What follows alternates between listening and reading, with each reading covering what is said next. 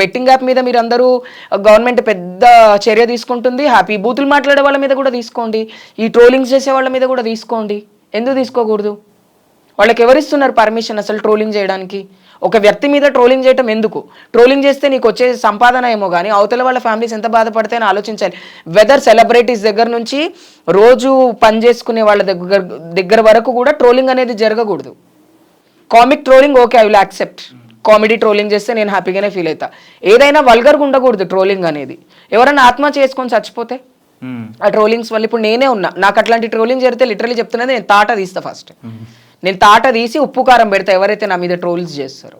అవునా? ఎందుకు పెడతాము? మనకు ధైర్యం ఉంది. ధైర్యం లేనోడు ఏం చేస్తాడు? చచ్చిపోతారు వాళ్ళు. కాబట్టి నేనేమంటున్నా అంటే, సోషల్ మీడియాలో వీళ్ళు బట్టలు ఇప్పినా వాళ్ళు బట్టలు ఇప్పినా మీ మగవాళ్ళు ఇప్పట్లేదా? కడ్రాయర్లే, ధైర్యంగా కడ్రాయర్లే. కండలు పెంచేది ఎవరి కోసం రా దేవుడా అంటే ఇన్స్టాగ్రామ్లో రీల్స్ కోసం అని చెప్పబట్టిరు.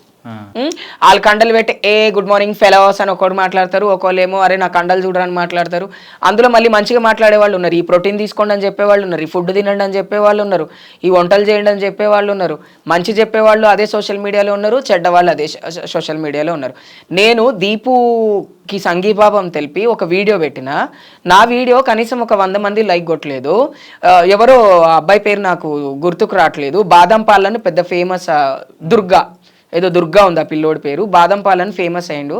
ఆ అబ్బాయిని తిడుతుంటే వీళ్ళు, ఆ అబ్బాయి తిరిగి తిడుతున్నాడు, గడియారం స్తంభం కనపడట్లేదు నీ దగ్గర ఉందా, గడియార స్తంభం ఎందుకు అంటే దాని మీద కూర్చోబెట్టి నీకు బాదం పాలు తాపిస్తాను, ఇట్లా సిల్లీ కామెంట్స్ చేస్తున్నా. సిల్లీ ఫెలోస్ ఉన్నారు. అసలు వాళ్ళు టైంపాస్ కోసం కామెంట్ చేస్తున్నారా, లేకపోతే వాళ్ళకి ఎదుటోళ్ళని అమ్మనా బూతులు తిడుతూ ఉంటే సంతోషం వేస్తుందో మనకు తెలియదు కదా, చేస్తున్న వాళ్ళు చేస్తున్నారు. అట్లాంటి వాటి రీల్స్కి 1 మిలియన్ వ్యూస్ ఉంది. ఎందుకుంది 1 మిలియన్ వ్యూస్ అంటే ఎంటర్టైన్మెంట్, ఆ బూతుల్ని ఎంజాయ్ చేస్తుంది సొసైటీ. పోరగాళ్ళు ఎంజాయ్ చేస్తున్నారు, షేర్ చేస్తున్నారు కాబట్టి వ్యూషిప్ పెరుగుతుంది దాంట్లో. అట్లా అవి ఎందుకు అవుతున్నాయి? ఎందుకు మనం చెడుని మన ముందు కనిపించినప్పుడు దాని మీద ఎందుకు రిపోర్ట్ కొట్టకూడదు? ఎందుకు రిపోర్ట్ కొట్టరు? మీరు లైక్ చేసి నీ ఫ్రెండ్స్కి షేర్ చేసి నవ్వుకుంటారు. మీరు చేతిలో ఫోన్ ఉంది కదా, ప్రపంచం అంతా మన చేతిలోనే ఉంది కదా అని చెడుని మనం రేపు జరిగింది, ఒక దొంగతనం జరిగింది అంటే అది వాళ్ళకి జరిగింది రాబోయే, మాకు జరగాలి, మా ఎంటర్టైన్మెంట్ మాకు కావాలని అని అనుకుంటారు. అట్లా ఉండకూడదు కదా సొసైటీ అంటే. అట్లా ఉంటే ఎట్లా? ప్రభుత్వమైన ఏం చేయగలుగుతుంది? ప్రజలకు బాధ్యత లేనప్పుడు ప్రభుత్వం ఏం చేస్తుందని నేను అడుగుతున్నా. ఎప్పుడు పడితే మనం అప్పుడు ప్రభుత్వాలను అనేస్తున్నాం. నేను లిటరల్లీ చెప్తున్నా, దీపు కేసు విషయంలో సీఎం గారు ఢిల్లీలో ఉండి చంద్రబాబు నాయుడు గారు కాల్ చేసి మాట్లాడారు, అండ్ హోమ్ మినిస్టర్ గారు స్వయంగా డీసీపీలతో మాట్లాడడం జరిగింది. అక్కడితో వాళ్ళ డ్యూటీ అయిపోయిందా? వాళ్ళ డ్యూటీ వాళ్ళు చేశారు. దాని తర్వాత జరగాల్సిన పని ఏంటి? వాళ్ళ బాధ్యత అంతవరకే. వాళ్ళు ఓన్లీ దీపు కేసు ఒక్కటే ఉందా? వాళ్ళకి గంజాయి కేసులు లేవా? బంగారం దొంగతనం కేసులు లేవా? స్మగ్లింగ్ కేసులు లేవా?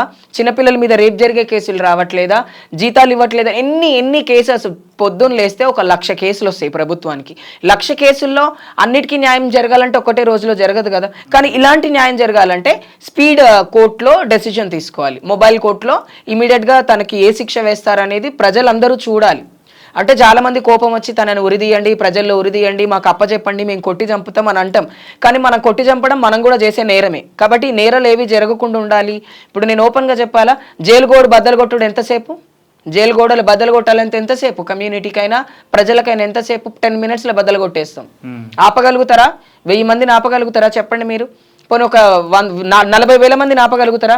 తెలంగాణలో ఆంధ్రాలో కలిపితే 1,00,000 మంది ఉంటాము ట్రాన్స్మైలో. మేమందరం పోయి ఆ జైలు గోడలు బద్దలు కొట్టి వాడిని చంపేస్తే తనతో పాటు ఎంతో మందికి అక్కడ గాయాలు అవుతాయి.